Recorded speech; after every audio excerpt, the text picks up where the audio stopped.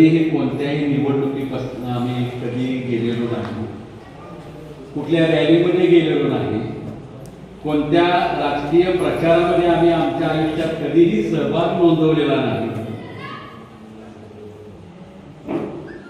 फार आमची स्थावर आहे म्हणावं किंवा खूप मोठं व्यक्तिमत्व आहे म्हणावं, तेही आम्हाला भाग्य लाभलेलं नाही.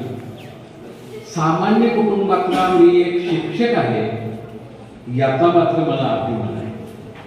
साने गुरुजींच्या विचारांवरती विलक्षण प्रेम करणारा संवेदनशील मनाचा मी एक शिक्षक आहे. त्यामुळे माझी आणि पांडुरंग फुलारे साहेबांची एक नाळ जुळली आहे अध्यात्माच्या पातळीवरती. त्याच्यामुळं तुम्ही सगळे ताई, उपनगराध्यक्ष, तुम्ही सगळे नगरसेवक खूप भाग्यवान आहात की तुम्हाला पांडुरंगाचा आशीर्वाद आला.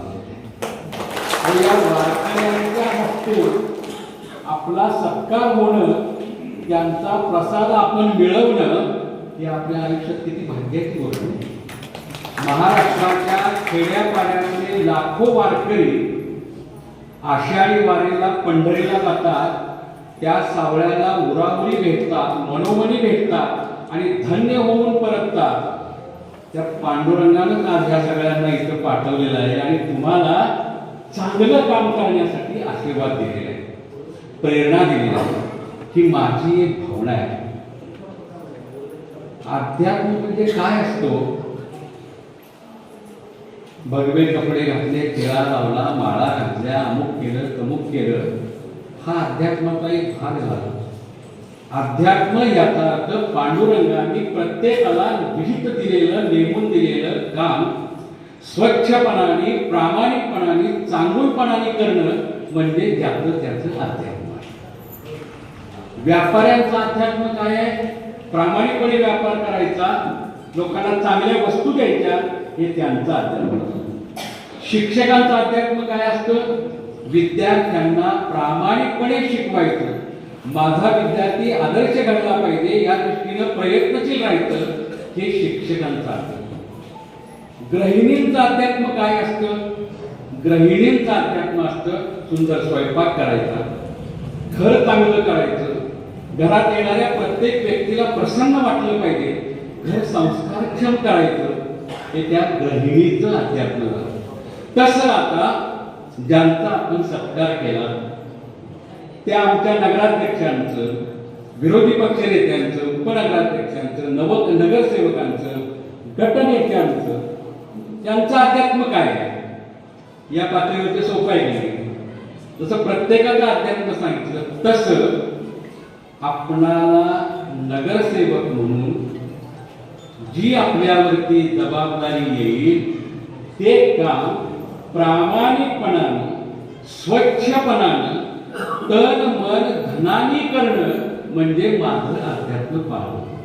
आजच्या या कार्यक्रमाला वारकऱ्यांच्या उपस्थितीनं एक अध्यात्माचा स्पर्श झाला. खूप पवित्र अशा प्रकारचा या कार्यक्रमाला एक स्पर्श झालेला आहे. इथं कासार साहेब आहेत, अध्यात्मामध्ये त्यांचं खूप काम मोठं आहे. मी त्यांना पाहतो आहे, खूप वर्ष, खूप दिवस पाहतो आहे. पलूस शहर आता मला वाटतंय दिगंबर दादा म्हणाले की हे सांगली जिल्ह्यामध्ये विकसित होणारं शहर आहे. तुम्हाला कल्पना असेल, आम्ही कोणत्याही गावामध्ये गेलो तर तालुका कुठला तर पलूस तालुका, पलूस तालुक्यातली तुम्हाला काय गावाची प्रगती. संध्याकाळच्या वेळेला जर रस्त्याने फिरलो पेठेतनं तर काय दुकान, काय व्यापार, काय लोकांचा विकास, ही सगळी चर्चा असते. उदाहरणार्थ आपल्या मार्गदर्शनाखाली हे शहर जिल्हा नाही, आता हे शहर महाराष्ट्राच्या बाहेर सुद्धा, कारण तुमच्या पाठीमागं तुमच्या नेत्यांची खंबीर शक्ती आहे, ताकद आहे, त्यांचं एक विजन आहे. बाळासाहेबांचं एक विजन आहे की हे शहर मला या देशातलं एक आदर्श शहर बनवायचं. भाग्यवान आहात तुम्ही. तुमच्या 5 वर्षाच्या कालावधीमध्ये या शहराचा जर चेहरा मोहरा बदलला तर त्याचं सगळं श्रेय तुम्हाला मिळणार. आणि ही जी संधी असते राजकारणामध्ये आलेली ही पुन्हा पुन्हा येत नसते. आम्ही कदाचित स्पष्ट बोलेल, तुम्हाला ते खटकेल, वाईट वाटेल. हे आळवावरचं पाणी आहे गिरीश काका, हे आळवावरचं पाणी आहे. आज आहे तर उद्या आहे. पण असं कधी झालंय का हो? मी माजी समाजसेवक आहे, जसं माजी अधिकारी म्हणतात ना, होऊन गेलेला समाजसेवक आहे, असं कधी होतं का? नाही. तुम्ही माजी नगरसेवक व्हाल, पण तुम्ही केलेले समाजाचं जे काम आहे, समाजसेवक म्हणून जी तुमची भूमिका आहे ती कधीही माझी होत नाही. आणि हा देशाचा काय इतिहास आहे. राजकारण सुद्धा किती शुद्ध पावलेने करता येतं. माझी व्यथा सांगतो. 2 दिवस झालं मी पांडुरंग साहेबांची सकाळी पण बोललो. अस्वस्थ आहे या देशातला नागरिक, तुमच्या माझ्यासारखा संवेदनशील माणूस. काय बघतोय आपण? साहेब काय चाललंय, काय पाहतोय आपण? तुम्ही बघा, माझ्या शब्दात अर्थ येईल. सगळ्या गोष्टी मी स्पष्ट बोलेन असं नाही.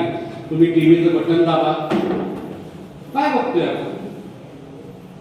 याच्यापेक्षा तुमचा मगापासूनचा मी उत्साह बघतोय. साक्षात वारकऱ्यांच्या साथीनं तुम्ही सत्कार स्वीकारला. एक वेगळं चित्र महाराष्ट्राला दाखवण्याची तुमच्यामध्ये मला क्षमता दिसते. अरे पलूसमध्ये असं नाहीये. आम्ही सगळेजण एकत्र काम करतो आहोत. आम्ही सगळेजण या शहराला एक विजन घेऊन पुढे जातो आहोत. मुळात कसं आहे बरं का, आपल्याला काम काय करायचं आहे याचा पहिल्यांदा अभ्यास आपल्याला घेता येईल. मला नेमकं काय करायचं मी सहज गमतीनं सांगत असतो, सहज सांगत असतो. सांगा मला की मोदी साहेबांच्या अगोदर या देशामध्ये पंतप्रधान कोण होते? पटकन सांगायचं. होत नाही सांगणं. गेला इतिहास तो.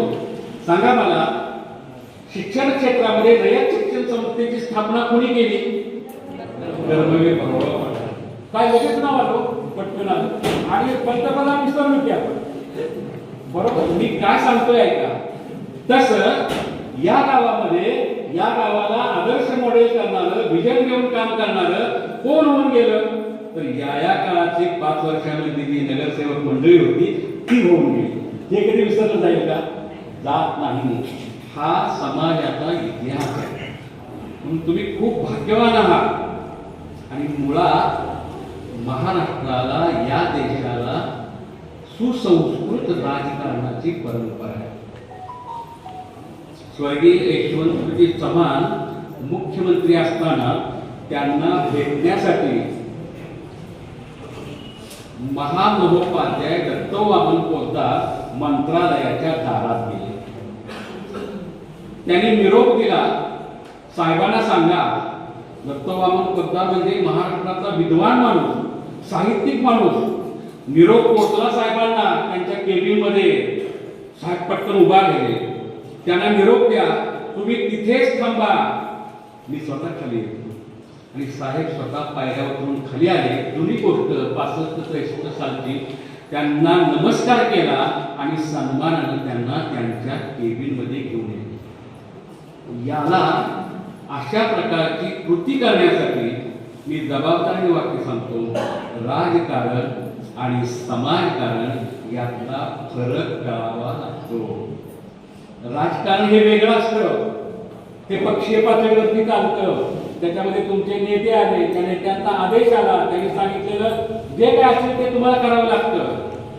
समाजकारण जे असतं ना ते आपल्या मनातून येत असतं. आणि याच्यासाठी संवेदनशील मनाची गरज असते. मला हे करायचं आहे, मी हे करेन, त्याला कोणीही विसरणार नाही.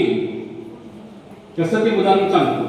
आपल्या गटनेत्यांचं उदाहरण घेऊन सांगतो. तुम्ही गटनेते आहात, 2-4 वर्ष 5 वर्ष राहाल, पण तुमच्या सामुदायिक विवाह सोहळ्यामधल्या एखाद्या गरीब मुलीचा, गरीब मुलाचा तुम्ही लावून दिलेला विवाह पुढे ती मोठी झाल्यानंतर, तिला मुलं बाळ झाल्यानंतर ती सांगेल, या माणसामुळे माझा प्रपंच होता. यांना म्हणतात समाजकारण. हे कोण विसरतील का? तुम्ही गटनेता होता, आपण लोक विसरून जातात. हा प्रथा आहे, हे प्रथा आहे. समाज व्यवस्था अशी आहे, त्याला तुम्ही आम्ही काही करू शकत नाही. पण तुम्ही त्या मुलाचा मुलीचा विवाह लावून दिला, ती कौतुकानं तिच्या लेकराला सांगेल, आणि मी जी उभी राहिले ना, या परुष मधल्या अमुक अमुक यांनी माझं लग्न केलं म्हणून मला पुढे संसाराची वाट दिसली. हे काम करणं, अशा पद्धतीनं राहणं, अशा पद्धतीनं जगणं अत्यंत महत्वाचं. म्हणून नगरसेवक या शब्दामध्ये 3 शब्द लपलेले आहेत. 3 शब्द लपलेले आहेत. आणि त्याचा पहिलाच शब्द असा आहे की जो साने गुरुजींनी सांगितलं, नगरसेवक ना तो नम्रच असतो. तो सेवक नाही ना, त्याच्यात सेवक हा शब्द दडलेला आहे. या नगराचा तो सेवक आहे, आपोआपच त्याच्यात आहे नगर अधिक सेवक. बरोबर. तो नम्र असतो, तो निरपेक्ष असतो आणि तो निर्मोही असतो. माझं तुम्हाला पटेल किंवा पटणार, पण आम्ही साने गुरुजींच्या विचारानं चालणारे सामान्य शिक्षक आहोत. आम्हाला जे पटतं ते आम्ही सांगत राहणार. आम्हाला ते आम्ही जे तुम्हाला नको आहे ते आमच्याकडे द्या, आम्ही घेऊन जातो. पण या विचारांना भविष्य काळात, आत्ताच्या काळात पर्याय नाही. पर्याय नाही. लोक सगळे तुमच्याकडे बघताय, वेगळ्या आशेने बघताय, वेगळ्या इच्छेने बघताय. वारकरी तुमच्याकडे बघताय. वारकऱ्यांना आपला सत्कार करणं आपल्यासारख्या छोट्या छोट्या लोकांचा, कासार गुरुजी बरोबर आहे की जो वारकरी रामकृष्ण हरी हे म्हणल्याशिवाय त्याची सकाळ उगवत नाही, रामकृष्ण हरी म्हणल्याशिवाय जो पोटात घास घेत नाही, तो वारकरी आपल्याला नमस्कार करून सत्कार करतो. अजून काय पाहिजे आपल्या आयुष्यामध्ये? मग त्याचं ऋण आपण त्याच पवित्र भावनेनं चुकतं केलं पाहिजे.